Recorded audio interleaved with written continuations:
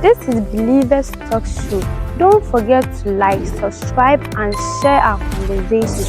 Visit all social media platforms at PENSA FOSCO. My name is Priscilla Paintil. Welcome to Believers Talk Show, where real conversations inspire change through faith, life, and meaningful discussions. Today, we are honored to have with us a very special person. Help me welcome our very own Anokye Benjamin. Wow. Thank you so much, my sister Priscilla. Right, I'm Benjamin Anokye, elder from the Church of Pentecost, Asin Hassel the district within the Asin Fosu area, and currently the Pensa Mankesim sector prayer sector. I'm honored to present a few thoughts about the theme, holding onto the basic message of God as a young person. Holding onto the basic message of God as a young person. We will pick one or two lessons and see how we can navigate through life by the word of God. Now, what do I mean when I say the basic message of God? When I say the basic message of God, I'm trying to say God's initial speaking to you concerning his plans for your life. As an individual or as a believer, you must know and know clearly that God has a plan for your life. God has a good one, a good plan for your life. So we are using one biblical figure as an example, and we are taking our readings from Genesis 21, verse number 18. Up, lift up the boy, and hold him fast with your hand, for I will make him into a great nation. Now, underline the word, I will make him into a great nation. Now, this message was given by God to Hagar, who was the mother of Ishmael.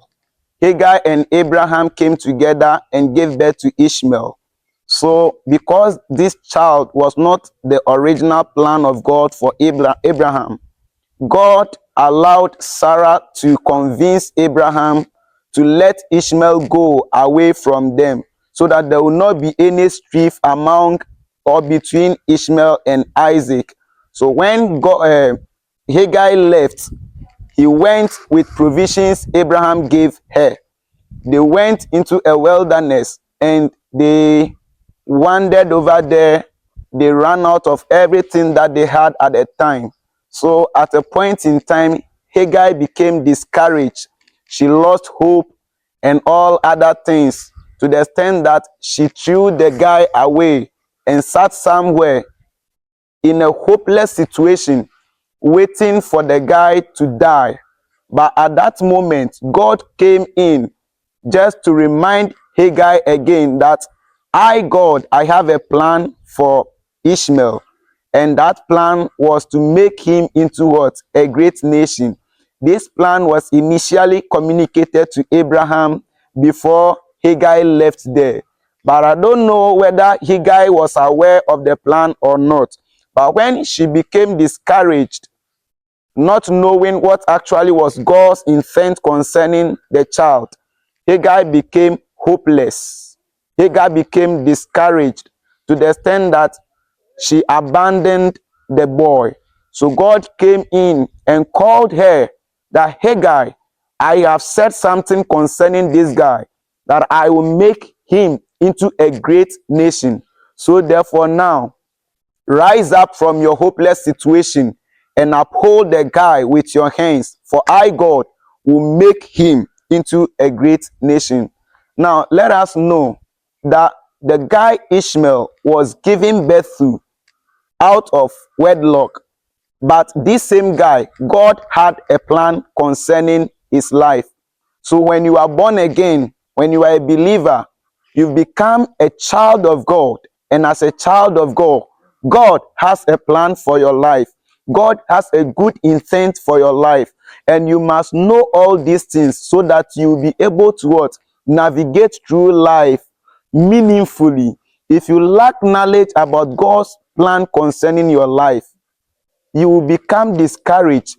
the situations in life, the hardships in life, all other things will draw your attention away, and you begin to live anyhow.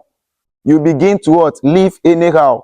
But I want to encourage you, no matter what you are going through, no matter the circumstances surrounding your birth, God still has a plan for your life. Now, when God has a plan for your life, there are some 4 things you can be assured of, and they all begin with the letter P. Number 1, pruning. God will prune you. Pruning here means preparation. God will take away certain things out of your life, certain characters, certain attitudes. God will remove them out of your life. And this stage, we call it what? Pruning. He does so that you become effective in discharging his purpose for your life.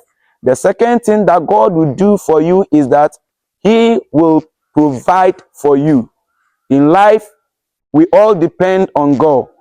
Sometimes situations become so hard that you don't know what to do. But at that moment, then God comes in with a provision. This provision can be in the form of a human being. It can be in the form of wisdom. It can be in the form of money. It can be anything else. Once it comes to aid you so that God's intent for your life will be fulfilled, we term it as what? Provision. Let's take Esther for instance. For Esther, God gave her beauty, and we can take that as a provision. God provided Haggai so that Haggai strategically groomed Esther, strategically taught Esther what to do in order to attract favor from the king so that she would become a queen. So Haggai was God's provision to Esther to help her become what God actually intended for her. The third thing that God will do for you is that God will protect you. Protection means God will preserve your life. He will deliver you from danger, from harm, and all other things that are capable of what? Preventing you from fulfilling destiny. So God will do all these things. Then that I want to talk about is what? Placement or promotion. I mean, God will elevate you, or God will prepare you. After preparing you, he will put you in a place that you can be able to execute his purpose for your life. He himself will put you there. He will elevate you so that his intent for your life will be fulfilled. So as a young person, maybe you have gotten to a point that you have lost hope. Financial constraints and all other things have made you hopeless. But I want to encourage you that there is a God in heaven who has a plan for your life. And if you are able to hold on to this basic message that God has a plan for me and he will not let me fail, he will not let me become useless, and you walk with God, he will surely fulfill his plan concerning your life. The other day, God told Jeremiah, a very young guy, Jeremiah 1 verse 12, I am watching over my word to fulfill it. So God is actually serious. God is actually serious. Anything that he says, he is actually ready to what? To fulfill it. So at that point, he told Jeremiah, I am watching over my word to fulfill it. I want to encourage you. God is watching over his plan for you. God is watching over his word for you to fulfill it in due season. To fulfill it in due season. So, beloved, you see, there are certain things about God that must encourage us to depend on God. God is a holy God. That is, he is separated from all other sins. So God cannot lie. Once he is a holy God, God will not lie. He cannot what? Lie. God cannot deceive you. God is a faithful God. That is, whatever he says, God makes sure that it is fulfilled. So all these things, together with his righteousness, together with his power, God is omnipotent. So there is nothing that God will say I will do and lack resource to what? To do. No, that will never happen. As for him, he has everything to bring to pass his purposes for your life.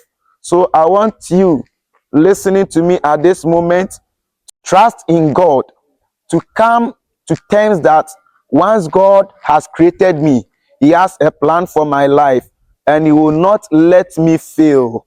He will surely prepare you. He will surely prune you. He will surely provide you, and He will surely promote you to the place He has planned for you. So this is a little bit I want to give you at this moment. So keep hope alive. Hold on to the basic message. The other day, Paul was encouraging his young son in the Lord, that is Timothy, fight the good fight of faith, or fight according to the prophecies that have been made concerning you.